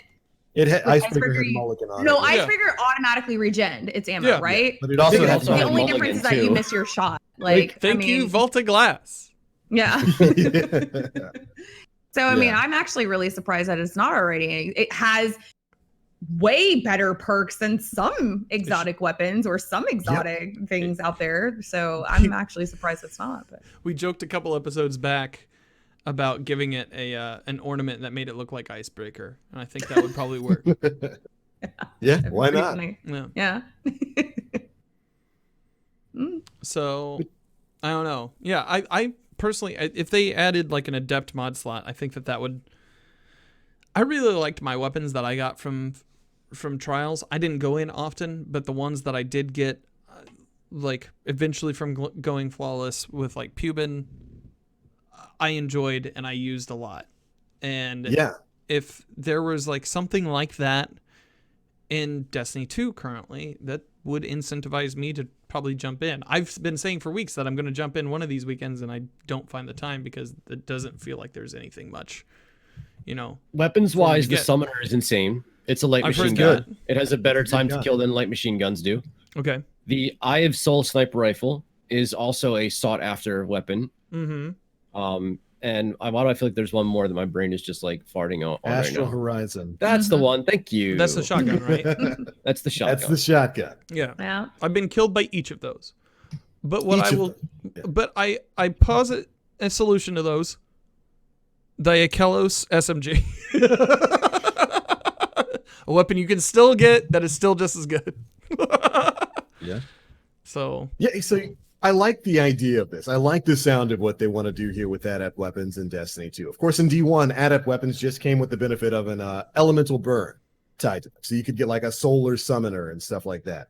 And here in D2, they're talking about adding in this customized mod slot. That's cool. I think that's a great idea. I want to see how exactly that's going to evolve moving forward. But this is a thought that I had over the course of the week, and I discussed with some people. I don't want to see that sort of thing only in trials. Yeah. Want to know what would make Grandmaster Nightfalls way more interesting to me? If you could get Nightfall-specific weapons that had an adept slot on them for PvE-based perks. Want to know what would make running dungeons or some of the raids, if they finally bring back some of the year one raids and raid layers into this? adding an adept slot to some of those weapons. I'll take random rolled versions of those guns, to be honest with you. Oh, same. Random rolled midnight Q. I'll take it. I think this is an awesome idea for a system. I want to see what they're going to do with the adept system with trials here. I don't want it to just stay in trials. I think that would be something great for some of the top level in-game stuff. Like, you shouldn't get it for running a normal Nightfall or for doing your weekly Vanguard strikes. But if you run that Grandmaster, if you run the raid, if you run that dungeon, I think this would be an interesting system to add to that. Yeah. Would that make you play it, Queen? Would you play it if that were the case? I would play it. I would absolutely. I think it would be really cool. Like, in store for, I know they want to come with these, adept weapons with different mod slots. Like, it would be cool if, like you were saying, Grandmaster Nightfall or all of these other in-game raids where you get that weapon, or even if you're just doing random rolls, but it would be cool if you get that weapon, so you say you get to the lighthouse and that lighthouse run is the sniper. Okay, so you're gonna guarantee get that sniper, and then every time you go flawless after that, you get an adept mod that can go into that slot where you can just keep rotating it out. Cool. So she's so smart. So you have a reason to keep running trials, because every time you go flawless, you are going to get a mod. You're going to get a random mod for that particular weapon. And that is such a big brain, huge brain. Like, so that you can keep running trials or keep running your Grandmaster or keep running your raids to get these specific mods. So your collection keeps growing and growing. And then you have this weapon now that you can just keep rotating those mods out, and your grind is not worth it or worthless. Like, it's worth it. Like, I grinded this out and I got these mods and I, went flawless and I did the raid. So I don't know. I think that'd be a really awesome one. Yeah. Right. Perfect. That's exactly what it needs right now. It needs incentive. You need a reason to run that every single week. And I think that's a great way to do it. Yeah, exactly. Random drop mod. Huge brain. Moving to, I just want to do a quick skim because we're already like kind of pressing time. But when it comes to the anti-cheat systems that they've talked about this week in the TWAB, how do you feel about? I think some of the things that stuck out to me overall were that the two big things. One, that if you are on a fire team with someone who is cheating, even if you do not know them and you benefit from them cheating, you can also get a ban.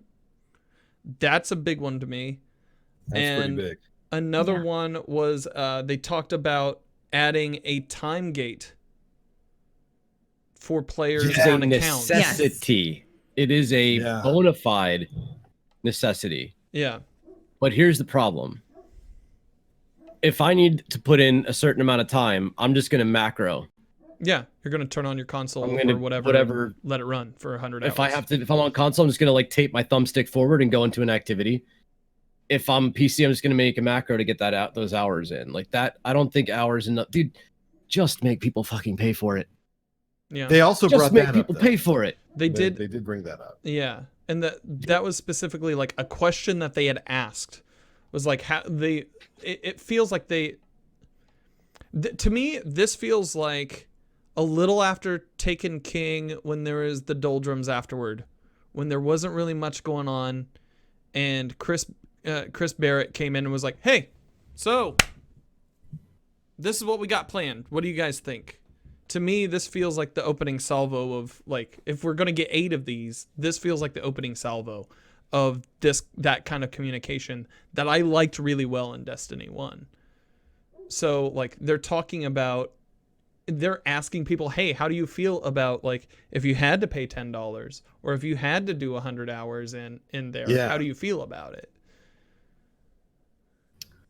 There's two sides to this. Mm-hmm. So, like, the amount of money people pay for a recov is more than $10. So a cheater is likely to right? The cheaters. So this is why if Bungie puts a paywall behind it, they'll make so much money, because the hacker is going to take the recov money, buy the game again, put in the hours, do the thing, get banned, buy the game again, come back in, play the game, get banned, buy the game again. Like, Bungie's going to sell 20 million copies of this game to 20 people. Yeah, to see. Yeah.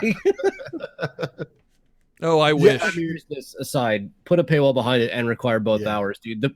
The benefit of allowing it to be free to play, it does not outweigh the negative experience that the majority of your faithful and long-term player base is enduring. It's not worth it. Yeah, it's pretty rampant right now, and I think tying it to a purchase of the season pass, I think is fine. I think that's probably going to be the way they should go from here. When it comes to an hour requirement, I don't know about 100 hours, but I saw somebody mention in the chat earlier, what if you require them to complete the Red War first? Yeah. The longest grind and drag of story in the game. But remember I when we that'd be got a good it? way to do it. Remember when we got it? We were like, hey guys, that was a story. That was a story. It certainly was a story. Queen? I think maybe tie it behind a time requirement and completion of the Red War. Yeah. This is gonna be good. I can tell. No, you all make really valid points. I, for one, like, I totally agree. Like, I feel like you should have to do something other than just rubber banding your controller for hours. Right. I feel like that's a great solution. Is like, Recov accounts are not going to want to sloth through that campaign every single, recover to do it. They're just not. Like, I was like super tired. You guys remember the story? It was like the anniversary, and you had to go back and play the story missions, but they were like slightly different. Even that was a pain in the butt. I was like, oh God, I don't want to do this again. Like, I'm tired. So like, I definitely like that idea. I, for one, I feel like it should be free to play. And the only reason I say this is because I want to keep the casual player in the game. So like somebody who just goes and picks up the game, and some 12-year-old who like goes and it's a free to play game. Like, if they put in the hours, like, I want them to go in trials and not have to worry about mommy and daddy like paying for it. Like, I would like it to be, I know that the cheating is there, and that's a totally different thing. Like, the free players are probably the ones like cheating. Like, let's be honest. Like, well, I'm sure the people who are paying for it too, but like, I just want the pool of players and trials way bigger than the like dedicated hardcore, because if you exile those people, like, you're cutting such a player base like in half. You're getting rid of like the kids and the free players, and then like now again you're dedicated to 2 months from now, people who have given up on Destiny, like they couldn't play trials to begin with, or couldn't do that. Now you're just dealing with the dedicated hardcore sweats, and it's the player base is dying in trials. So I do like the idea of having to put in, maybe you have to do, 80 hours in the game, and you have to go through the Red War, and you have to go through at least 2 DLCs, which aren't they already free? I think they're already like, aren't they included with? Yeah, the first year content. It's all included. So let's say you have to do all of that before you can partake in trials. Like, maybe they just get rid of the hour requirement, and then you have to do story to go in trials. I don't know. I do want it to be free though, because then again, Recubs could just be like, okay, it's $25 plus $10 for the game, or $20 for the game, or whatever, which is a good idea though for money wise, like you were saying, Laura. But it just limits people. It just limits I want as many people in trials as possible, so it's not a continuous sweat fest. I don't know. That's just me. Barry in chat says make them play the Curse of Osiris campaign. Make hackers do something that's going to make them say it's just not worth it. Yeah, that's right there. Yeah. Right? Like, yeah. Make them do something. Yeah. You got to make the ban hurt. Yeah. I mean, all of these problems go away if Bungie finds a way to get a handle on the cheaters. Yeah. Yeah. Yep. I agree. That's why that's a whole different. And that's what this seems like. It seems like maybe not first steps, because they've already taken first steps. This seems like, they're on the escalator slowly riding up to the top, like trying to figure it out. You know what I mean? So like they talk about like, and I've seen videos where people have been like, Destiny doesn't have an AD cheat. I mean, people say it you can't play a single Crucible match without somebody mentioning it. Exactly. Yeah. It's like, Destiny doesn't have an AD cheat. All right, I know how to get around it. And they sound exactly like that too. And so they discuss some of these things. They're like, Destiny does not have an anti-cheat.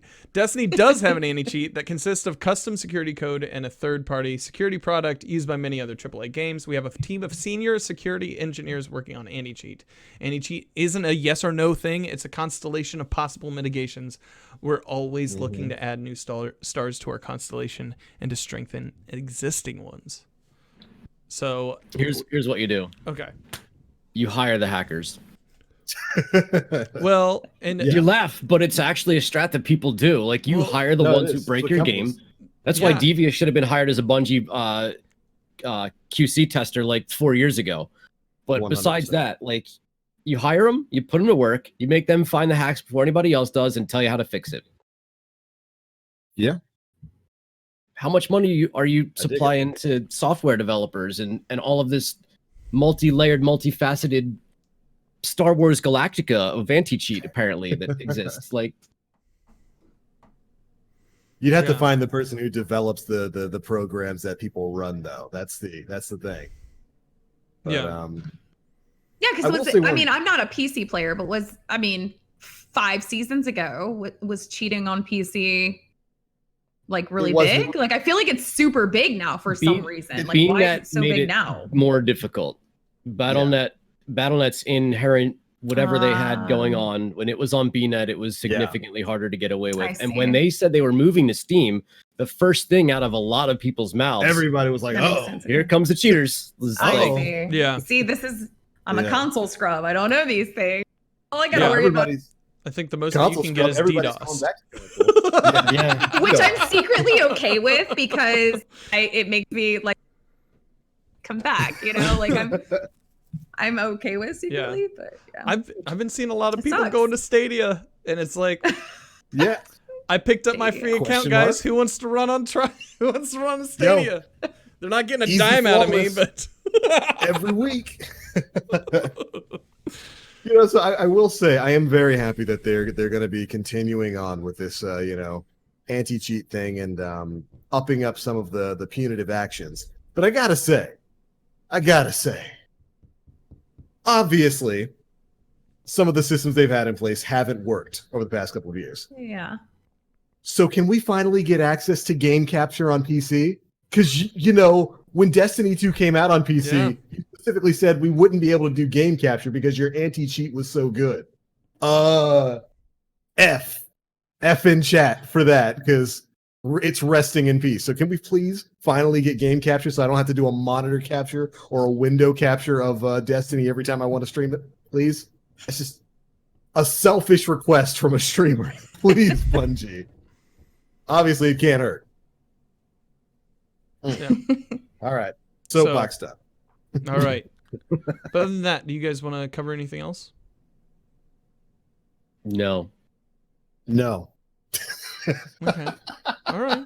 As if we're done talking to you, Dan. No, it's fine. I think I've heard enough from you. No, it's fine. It's happened several times in my life. Transparency is a good thing. We encourage more of it. Yeah. Can't wait to see what Bungie has to say next. And thank you. Yes. To the team at Bungie for being transparent because they didn't have to. Yeah. Yeah.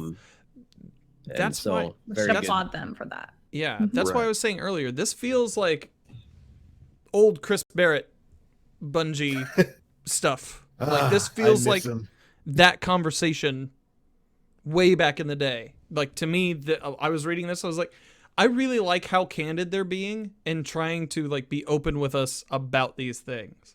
Even if maybe we don't agree with everything they have to say about their solutions, like at least they're being open and honest and saying, hey, this is what we're doing.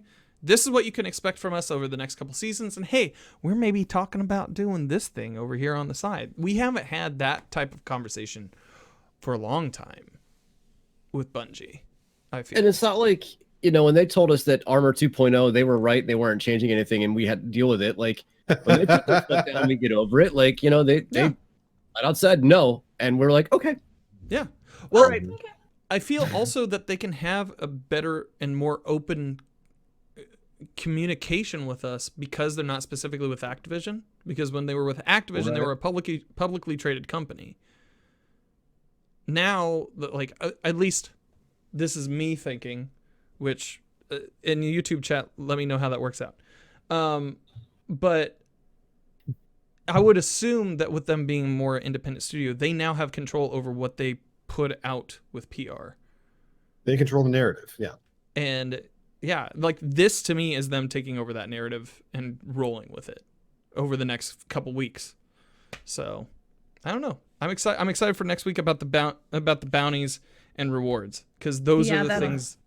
Yeah. That'll be interesting to see what they're gonna do with that and what they say about that. Looking forward to it. We have some questions in chat. I want to ask this question first before we talk about bounties next week, and because I want to get Awoken Queen's input on this. What do you think of, now that we've had bounties for a few years, how do you feel about Destiny 2's initial bounty strategy? When it first rolled out, you didn't have to pick up anything. You just went to a planet, you completed things daily, it gave you experience, and you moved on. How do you guys feel about that strategy over bounties? Or do you think that there could be some sort of marriage in between the two? Are you starting with me?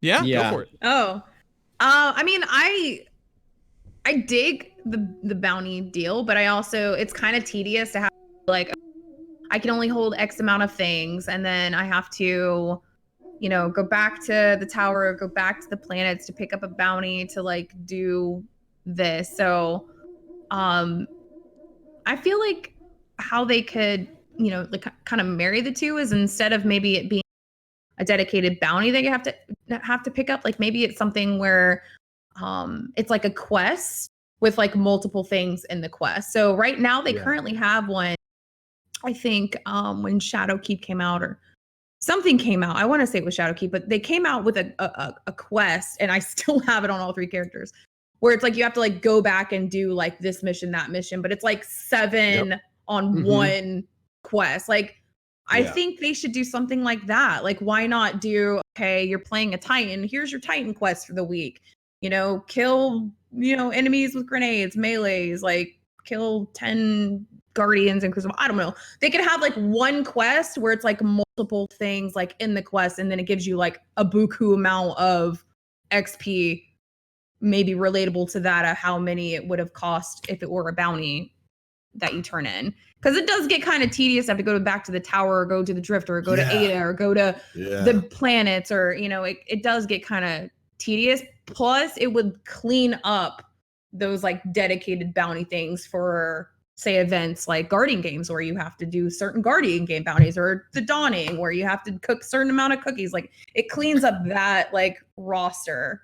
Do you know what I mean? So you can still hold more, but I'm not a developer. I don't know how coding works or anything, but I think that's what I would do. I mean, if it were the game, I would just have quests that have multiple ticks that you have to do. I don't know. Sorry. I can agree with that.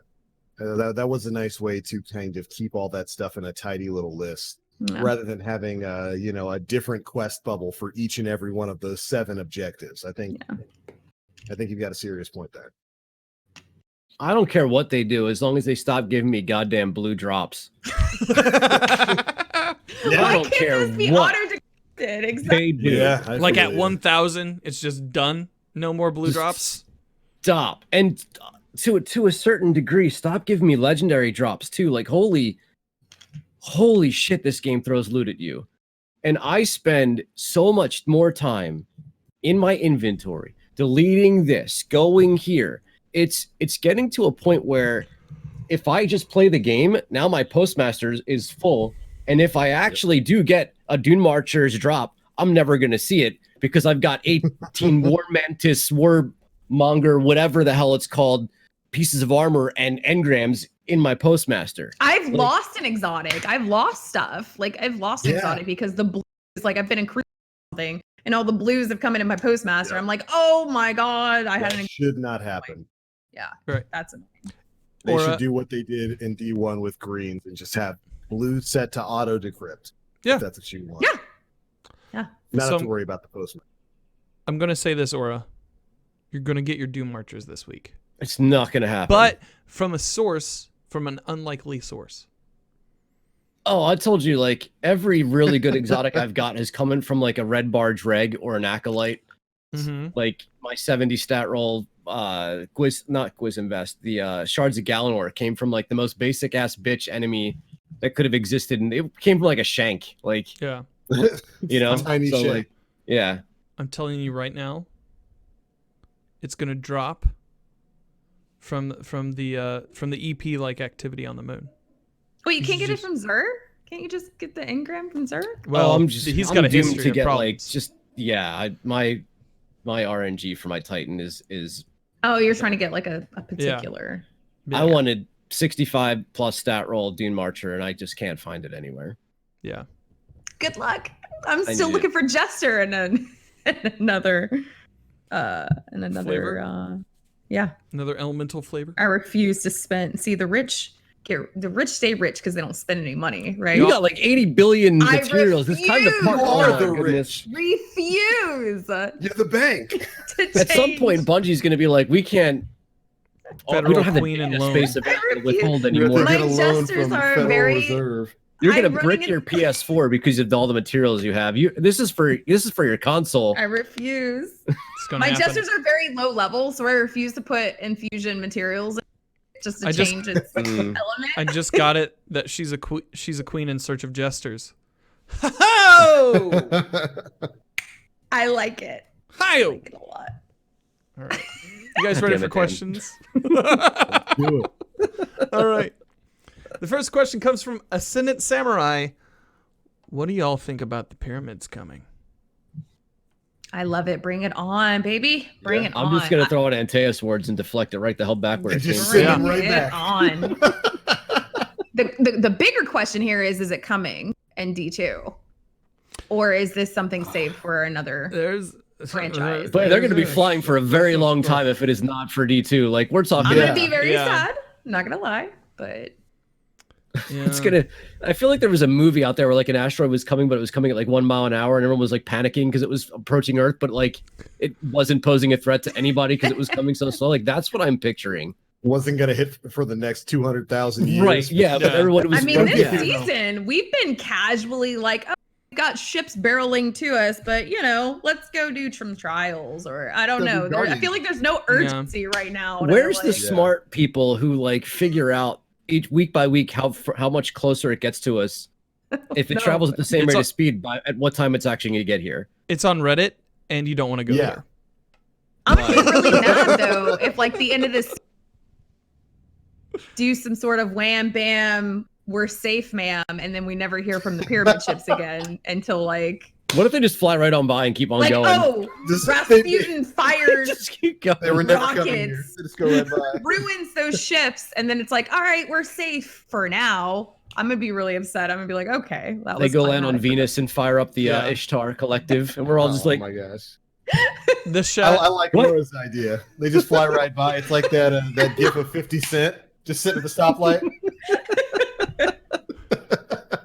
There's You thought. so it drives by, and our shadow self that we saw in the garden is hanging out the window, and it burps and then drops a beer can on the city, Oh, is that it? and then he Shit. goes, "Yo, I'll see y'all later, y'all," and then it's just bye. It just I know. goes away. All right, well. Destiny 3, y'all. All right, let's go. wait, is that what Reddit said when they calculated the rate at which it was traveling? Yeah, that's 100%. Yeah, what I just said. That's Specifically what they said. that, yeah. Specifically that. They're Oh like, my God. yeah. We're calculating which that can was dropping. God damn it!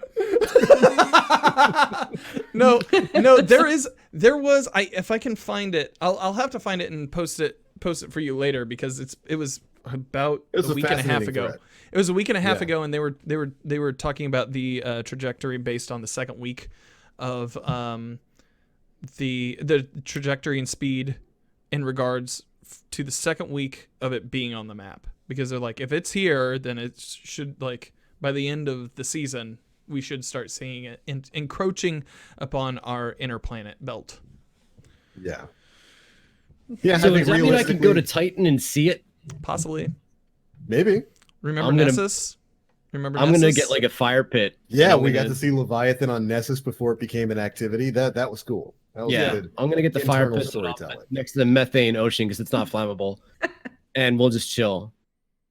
Yeah, we've been flying ships on around a friggin' whatever. I'm a scientist. Just go on. Yeah. Gray Fox came at us with 2 questions. With the shift in the TWAB with being transparent, what would you want Bungie, or what would you want Bungie to be transparent about? Let's go start with Awoken Queen, then TBL, then Nora. As far as them being transparent, honestly, I would they are with the cheaters.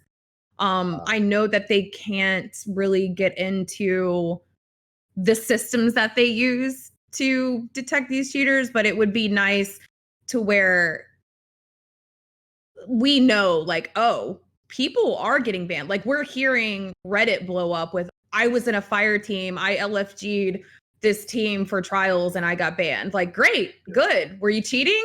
Perfect. Like, I want them to be transparent with, like, how many bans are we getting? Like, how many people are they actually extracting from cheating? Like, I don't know. I would like to actually see a number on that, and that it's working, because then that will prevent in the future people being like, oh, well, they actually are coming down. Like, maybe I don't want to risk my main. I don't know. They said they were going to start telling people who reported them that the report was in and that the people they reported got banned. But I think what you're looking for, more so than a number, I'd be interested in the name of the Steam account. Yeah, like I would want them to be more transparent. Full on post of like, these are the accounts that got banned, and look at the checklist in alphabetical order and be like, oh, I played against like Poop Butts, and then I go find Poop Butts, and there's Poop Butts that got banned, right? So like, but Poop Butts was on my team, right? So now you're banned because you're Poop So shit. now you're banned. So like, yeah. Oh no. I mean, I don't know if maybe I mean, because then that might turn. I mean, I don't know if that's going to turn into a witch hunt or not. But yeah, like seriously, I want them to be more transparent with these bans, that they have this anti-cheat. Okay, let's see it. Like, let's be more transparent with this week at Bungie. We banned 450,000 accounts. I don't know. That's just a random number, but I'm just like, tell us. Like, this week at Bungie, we banned the entire Steam population. I don't know, like something. They kind of talk about that a little bit though at the beginning of this, because they said the ban hammer has not been idle. Before Season of the Worthy launched, we were averaging 656 bans of restrictions per week. In the first 4 weeks after launch, the rate more than tripled to 2,133 punishments a week. Ooh, but how is cheating still happening then? Like, why the problem is it still bigger you're than seeing the accounts that have been doing it for like 3 weeks. Yeah. That's where it gets like, oh, this guy's got a 455 KD for, you know, like a month straight. So like, that's where I think that a lot of the frustration is coming from, is that they're slow, and they admit that they're slow. Yeah, they admit that they're slow. They also talk about how it's not all AI. Like, there's a report, it gets noted, somebody has to review it. Like, a person has to review it. But how many reports does it take per account? I feel like there's a certain amount of reports that it takes per account. Apparently, So I guess we just need more reporting. Maybe. They're reviewing data in game that isn't coming from reports. They're just reviewing and saying, okay, this person had 500 kills and hasn't died. That's worth taking a look at. Yeah. They're reviewing the reports of players that are happening in game, but that is more that goes through an automated system that would then put up a red flag for someone to review at a later time. Yeah. And then there's the report, a tool that you go on the actual forum and fill out the job application with the footage that goes to I believe that would go to an actual human. Yeah.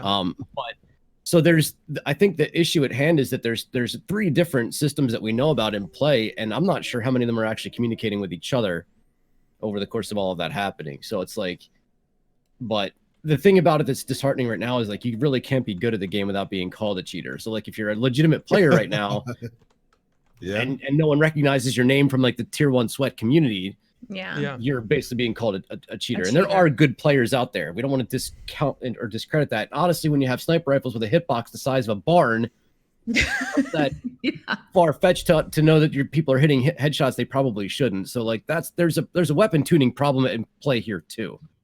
But yeah, I don't know. Yeah. I'm not particularly bothered by what they're transparent about, as long as they're transparent about whatever subject they're going to converse on. Whatever subject they're going to talk about, be Yeah. transparent. That was going to be my answer. External memory does have a valid point here. He's like, they have serious privacy issues to consider. If someone gets targeted harassment and people can link that to an official Bungie communication, they could be liable for whatever comes up. Yeah, that's why I'm not saying like maybe names per se names, but just I want names, dude. Some numbers, like, you know, something to like. I want to see those posts on Reddit and fluctuate where I got banned. Why did I get banned? Like, I want to see, okay, then something's actually happening where people are going to Reddit and they're like, oh, I got banned because I was with my homie who's been DDoSing everyone, or I don't know. I just really hope that they have something in place for cheating, because I know that is a huge problem. And even though I'm not on PC, I'm on a PlayStation where I really just only have to worry about DDoSers, but it sucks that there are people who maybe they only play PC and they've never played Destiny a day in their life, and they come to Destiny and they play, you know, Crucible, and they get cheaters and like, oh, this is a crappy game. Like, why do I want to invest time in this when people are cheating? And then they go and they play something else. It's like, that could have been someone in our community. Like, that could have been someone that like became dedicated to the Destiny community because, you know, there's nothing in place to, you know, kind of police this cheating. We just lost like a potential community member. Like, I'm for the bigger picture. Like, I want this franchise to keep growing and to keep being great, and not everybody dissing it all of the time. You know what I mean? Yeah. So, I don't know. I hope that they do something about that. Gray Fox also asks, what is your headcanon on how Ava got the heir apparent? She went into some Cabal lost sector and beat the ever-living you-know-what out of somebody, took his gun, and walked away from his dead corpse. Said, this would make a lovely gift for my guardians. No, you know what, dude? She baked cookies and brought cookies to a Cabal dude. With like and a when sedative he wasn't looking, in it. she grabbed his gun and ran. With like a sedative. She put a sedative in the cookies. That's what it was? She like slipped it to him.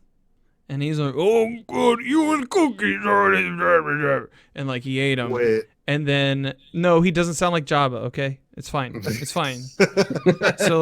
So then he sets down the weapon and he starts eating the cookies, and then he slowly drifts to forever sleep. Yes, she killed him with how much sedative she put in the cookies, because she's a good human that way. And then she grabs the gun, she walks away with it and is like, this will be good for my friend. My headcanon is that Ava in any other time would have been a serial killer. Oh man, is she so nice she's like you, Dan? Is that what it is? Is she Dan banned? I am not saying that she's as nice as me. I'm just saying. Anyways, moving on to the next question. Wait, Barry I asks, think Finchurch had something to do with it. Queen didn't get to answer. Okay, go ahead. Yeah, what? So I was gonna say, I'm gonna go the business aspect of this, and I really think that I think Finchurch just cut Tess out of this equation, and even Finchurch got his hands on the apparent and was like, all right, and then does Finchurch even exist? And then the spider got it, then sold it to Finchurch. Those cookies that you're talking about. Finchurch dabbled a little bit in those cookies, and Eva got her hands on the heir apparent. Was like, oh my goodness. Yeah. I need something for the Guardian games. Let's go. I don't know. I think it's a Finchurch.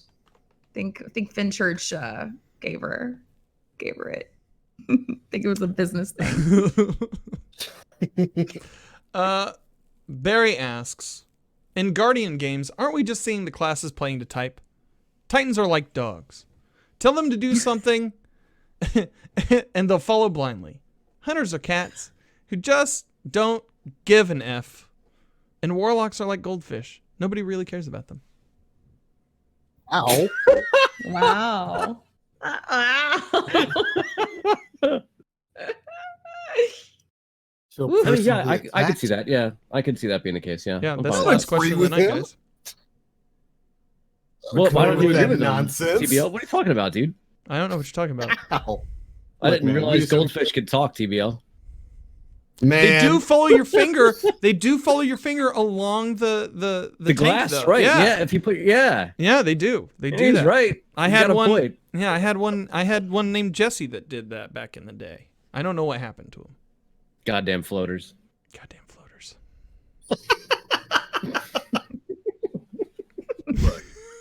look.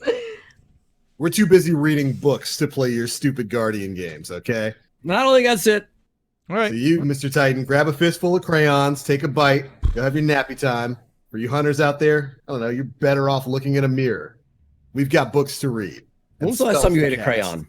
When was the last time? They might be delicious now. You Fifth don't know. grade. Food gets better. It over time. might be delicious. Yeah, man. 5th grade. People have chances to perfect recipes as time goes on. We're not talking about Crayola no more. It's probably some like really fine artsy like Joanne's Fabrics Crayola kind of shit, dude. I don't know. Some We got great gourmet. avant-garde Crayolas. Yeah, some top of the line New York like steak restaurant Crayola crayon, man. So I will say this: there used to be and I've discussed this on the show before. There used to be a soy-based crayon called Prang, and I ate one in 5th grade to see what the effects were. And I ate a red one, and you don't want to eat red ones, guys.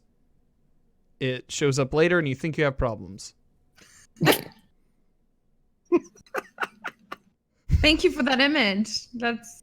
I'm so just- sorry you had to go through that. Welcome That to is the a podcast, PSA. We That didn't is a warn you, did we? PSA for the people out there. All right. Do not eat the red. Do not eat soy-based- red crayons. I mean, I can't Don't eat imagine the any red color ones, looks specifically. good on the. Anyway. No wonder why the Titans are shoulder charging everyone. Their lives are about to end because they're. They ate the crayons. Everything I got nothing. now red. I got nothing. I can't even. They're trying. Damn, to... Queen, that burned. I'm using my Titan for Guardian games. Somebody posted a meme in my Discord the other day where it was, the flags or whatever, but they photoshopped it to where it was the Crayola crayons. So it was like the red was like really high up. Yeah, I don't know. Guardian I'm games. Guardian games. That's what it's all about. I love you guys so much. That sounds like it's a pretty good place to call it quits for this week. Yeah. I think we're gonna get banned if we keep going. Right. When you start talking about Dan's Titan runs, that's pretty close to I did not say COS. runs.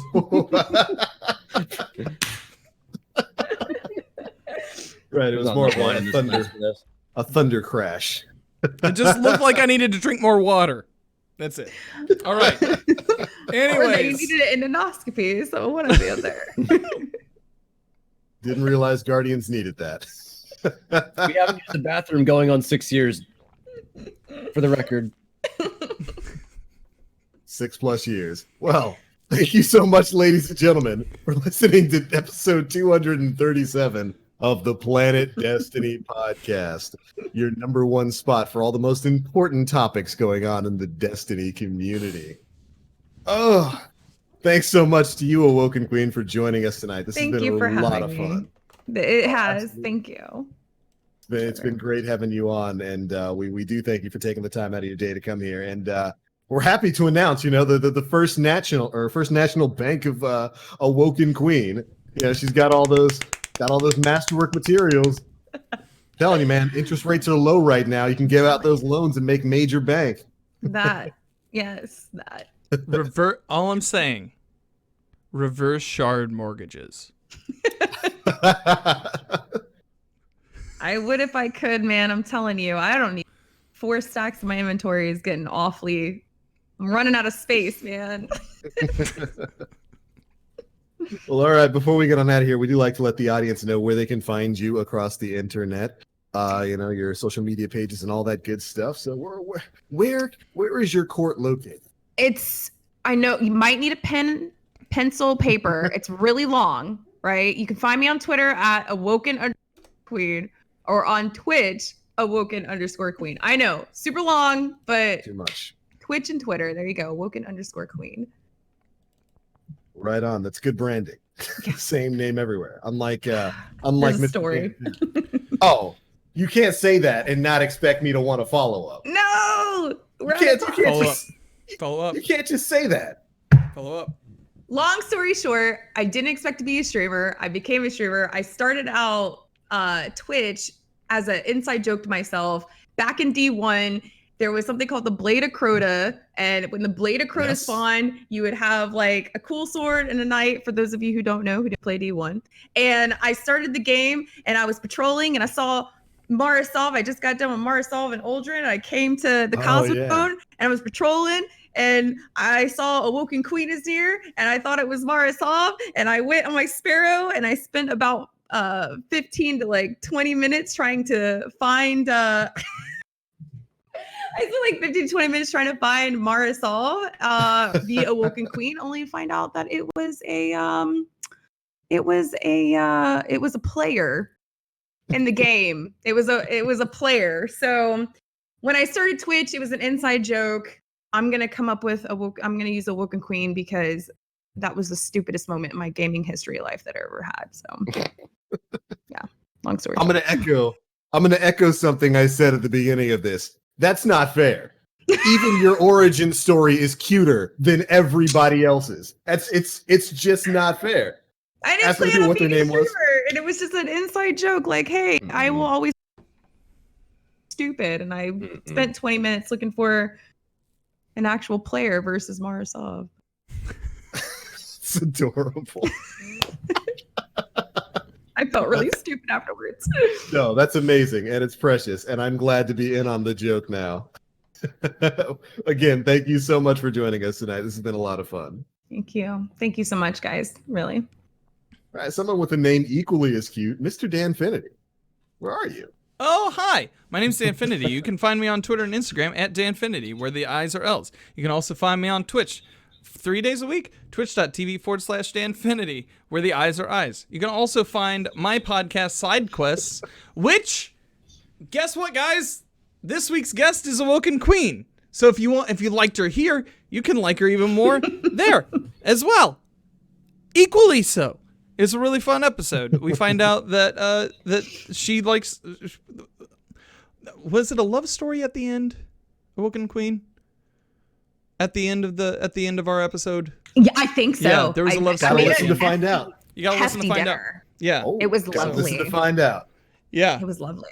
And so, to everybody who showed up to the Bungie Bounty on Monday, thank you for raising over $3,000 during the Planet Destiny block.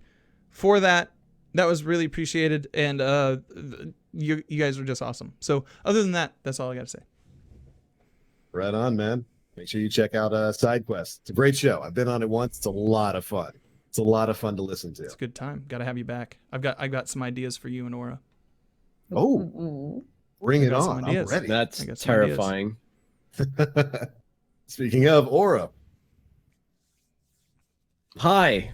What's up? My name's Aura. Sometimes I stream, maybe, if I feel like it.